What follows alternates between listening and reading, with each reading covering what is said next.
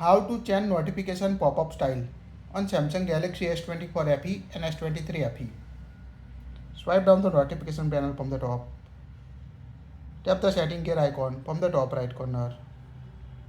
Now scroll down. Tap on the notifications. Here you can see the notification pop-up style option. Tap on it. Now two options available, brief and detail option. All notification pop-up will appear as a detail, so you can see all detail when you receive notification. Now choose the brief option. In brief you can see the different settings. App to show as a brief.